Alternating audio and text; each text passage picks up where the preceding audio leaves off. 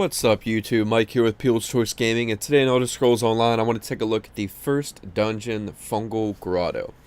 If you are in the Ebonheart pack, this will be the first dungeon you do, regardless of what alliance you're in though, because if you're in the other two and you start off doing the other two different dungeons, once you do them, you will instantly be able to teleport to the other two dungeons for the other alliances. So no matter what alliance you're in, you'll be able to do all three or four, I think it's three, starting area dungeons. So this is the first one though that you'll do if you're in Ebonheart, and we're just going to kind of skip through to the bosses so I can talk a little bit about this dungeon. It's a really cool looking dungeon, really sweet looking. I really like the the scenery in this dungeon. I'm going to show this first pack here. This is like a mixture of goblins, archers. You got, I think, maybe one veteran. It's really not too tough. Nobody should really have problems clearing out this trash. And then you're going to move up, I think, to just a little more trash. And then your first boss fight. And it's going to be like 2 goblin guards and a goblin main boss. And the only problem I could say with him that I've seen was either our tank might have lost stamina for taunt, I'm really not 100% positive, or the aggro threshold, was just messed up, because on some of the aggro in this game is a little off, and sometimes when you're fighting bosses, you'll see bosses just, run after different people, but essentially though, as long as your tank is putting his taunts out like he should, there shouldn't be any problem. This was a random group that I picked up, so I'm not 100% positive. But they're going to be up on that mound there. You can take the 2 guards out super quick. And then basically the healer just needs to keep the tank healed. It's really easy, this one. He's going to do one attack that's going to do a good bit of damage, where he connects to you, puts a red AoE around you, as you see happen to me right now. Now see, I'm not even sure why he just did that right there, considering he was on the, he was on the tank. It's possible maybe I could have pulled aggro, but there doesn't really quite seem to be aggro in this game. It's kind of on and off, and not really like most MMOs where you can kind of judge it. It's been different with all bosses, so it's kind of strange, but this boss is pretty easy. As long as the healer keeps that tank healed, you're going to be completely fine with that boss. And then you put the head up on a spike, and basically it sets all the goblins free. There's going to be a huge just army of goblins, and then they want you to move up and complete the dungeon. And after just a little more trash of enemies that look like these spider guys, you will then have to fight these guys, and one is a boss, and then he's got 2 adds with him. Now the adds actually deal a lot more damage, as you can see right here. They're dealing a lot more damage to me than the earlier packs. However, if I keep moving around, I'm quite fine,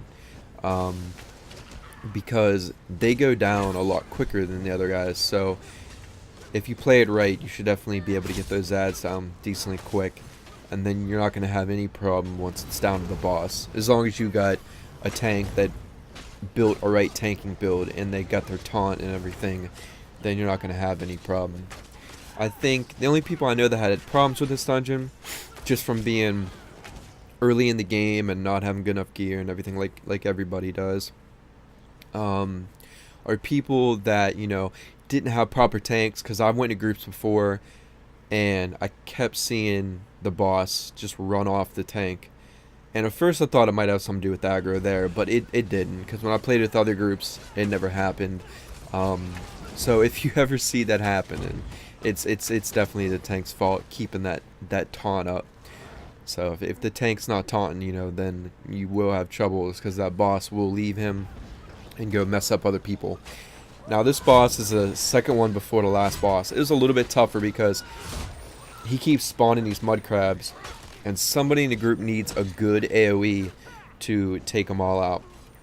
At the moment, I'm a tank right now.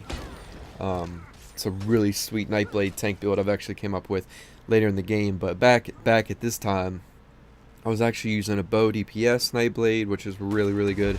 And then I had my two-hand for AoE. And you see me using the cleave right here, and it does a ton of damage. I'm able to take all them crabs out pretty quick, so it definitely helps out the fight. But this guy here is essentially pretty easy if somebody in the group handles the ads. Now, if you don't handle the ads, it might be tough for you. And basically, when you do this dungeon, just make sure, you know, that other than having, you know, a decent tank, that you got a decent, I guess, you know, build. You got decent gear. You're gonna find level 15 veterans and whatnot in this tank. So even though you can go do this dungeon at level 12, if you don't quite have the best gear, let's say, or, you know, a pretty good group, you know, then just come back in a couple levels. I really don't think you should have any trouble doing this dungeon at around level 14, 15-ish, because that's around the levels we were. I think, yeah, we even have one there that's actually 17. And, I mean, and it's still, and we did fine, but even then, we still didn't, you know, face roll it. So, I'd probably, you know, wait a couple levels, 2-3 levels past 12, and that should fix your problems if any of you guys are having problems. And this here is the last boss, and then the dungeon will be done. This is a very short and quick dungeon, and this boss is pretty easy. Once again, I think this boss spawns ads too that you got to take care of, but he's gonna do a big red AoE. If you are, you know, not the tank, you just need to stay out of that AoE.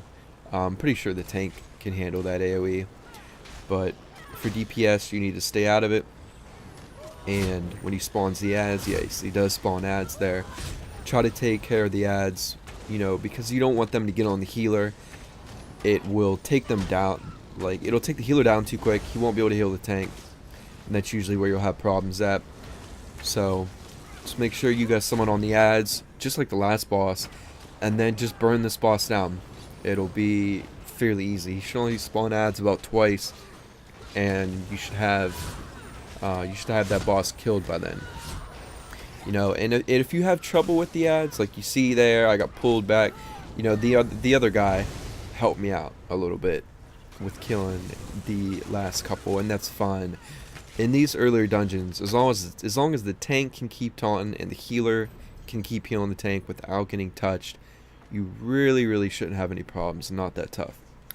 And that pretty much wraps up the first dungeon. If you got any questions about it, go ahead and message me. I'll try to help you out. And hope you enjoying all the dungeons. They get a lot harder, a lot longer, and a lot better as you go up in level. Please comment, like, subscribe, and I'll catch you guys later. Peace.